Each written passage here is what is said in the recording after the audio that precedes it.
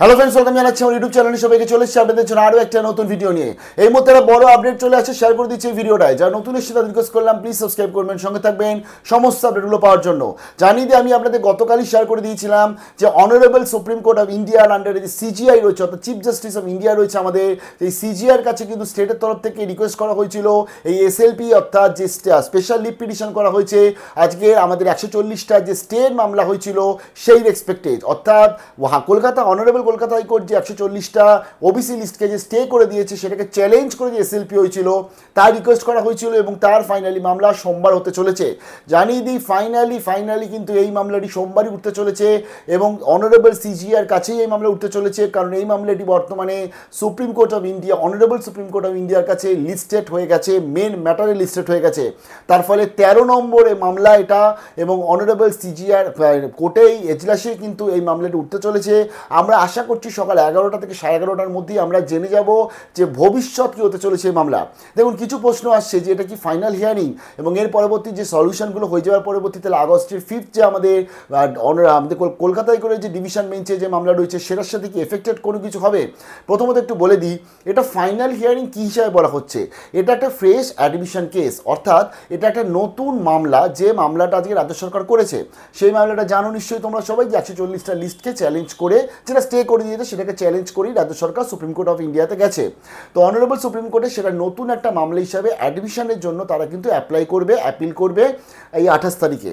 অর্থাৎ স্টেট জানাবে সেখানে যে কেন তাদের এই 140টা লিস্টকে রাখা উচিত এবং Kolkata high court honourable Kolkata high court যে স্টে করেছে সেটাকে বাতিল করে দেওয়া উচিত। এটা হচ্ছে স্টেটের বা রাজ্যের আর্জি থাকবে সুপ্রিম কোর্টের কাছে।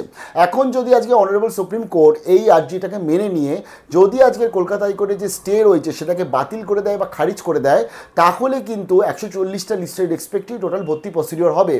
যদি আজকে অনারেবল সুপ্রিম কোর্ট এই যে মামলাটা এটাকে ধরুন অ্যাকসেপ্ট করে নিল বাট স্টে করলো না, তাহলে কিন্তু সঙ্গে সঙ্গেই বা স্টেটা খারিজ করলো না, তাহলে কিন্তু 140টা যে ওবিসি এ ওবিসি বি এর পুরো ব্যাপারটা কিন্তু পরবর্তী হিয়ারিংয়ে শোনা হবে। আর যদি আজকে এটাকে খারিজ করে দেওয়া হয় তাহলে অনারেবল কলকাতা হাইকোর্টে যে 7% শুধুমাত্র ওবিসি সেই রেসপেক্টেই তাহলে অনগোয়িং অ্যাডমিশন প্রসিডিওর হবে। এবার জানিয়ে দিই, ধরুন আজকে আমাদের অনারেবল সুপ্রিম কোর্ট এটা হচ্ছে 28 তারিখে এই জিনিসটাকে খারিজ করে দিল, বা এই কলকাতা হাইকোর্টে যে স্টে করেছিল সেটাকে ধরুন বাতিল করে দিল, তাহলে আমাদের 16%, 17% এবং ওবিসি এ ওবিসি বি 140টা লিস্ট রাজ্য সরকারের রয়েছে। তাহলে রাজ্য সরকার চাইলে কিন্তু সেই সময় সেই লিস্টের রেসপেক্টে তারা কিন্তু ভর্তি প্রসিডিওর সম্পূর্ণ করতে পারে। তো এটা একটা আমাদের কাছে পজিটিভ সাইন রয়েছে। এবার ধরুন যদি আজকে রাজ্য সরকার দেখলো যে আজকে অনারেবল সুপ্রিম কোর্ট এটাকে খারিজ করলো না, বা এই মানে বিশেষ করে স্টেটাকে খারিজ করলো না এবং স্টেটার ওপর কিছু বললো না, বাট তাদের মামলাটা বা আবেদনটা ধরুন খারিজ করে দিল, তাহলে তো 7% রয়েছে। সেই ক্ষেত্রে রাজ্য চাইলে কিন্তু আবার রিভিউ পিটিশন করতেই পারে অনারেবল সুপ্রিম কোর্টের কাছে। তো এক্ষেত্রে 28 তারিখে গেলে আমাদের কাছে ক্লিয়ার হবে। বাট 2024 যে মেন মামলা সেই মামলার ফাইনাল হিয়ারিং হচ্ছে 29 তারিখ। এখন এটাই দেখবো আমরা যে এই এসএলপিটা যখন উঠবে, অর্থাৎ 28 তারিখে এই মামলাটি যখন উঠবে, 29 তারিখে সেই কানেক্টেড মামলা এটা হয়ে যাবে কিনা, নাকি এটা আলাদাভাবে শুধুমাত্র ফ্রেশ অ্যাডমিশন হিসাবেই আজকে অনারেবল চিফ জাস্টিস শুনবে, সেটা কিন্তু আমরা 28 তারিখের দিনকে বুঝতে পারবো। 28 তারিখটা খুব ইম্পর্টেন্ট, কিছু গুলিয়ে যাচ্ছে আমি জানি, বাট এটুকু বলতে পারি আমি, যদি 28 তারিখে আজকে অনারেবল সুপ্রিম কোর্ট যদি আজকের কলকাতা হাইকোর্টে যে স্টে করে দেবে 140টা লিস্টকে সেই গ্র্যান্ট করে দেয়, তাহলে কিন্তু 28 তারিখের পরবর্তীতেই প্রবলেমগুলো সলিউশন হতে থাকবে এবং তোমাদের ভর্তি প্রসিডিওর যাবতীয় যা আছে সেগুলো হতে থাকবে, কারণ সেটা অ্যাপেক্স কোর্ট, সেটা আমাদের একদম সুপ্রিম কোর্ট অর্থাৎ হায়ার কোর্টের তরফ থেকে যেহেতু অর্ডারটা আসবে।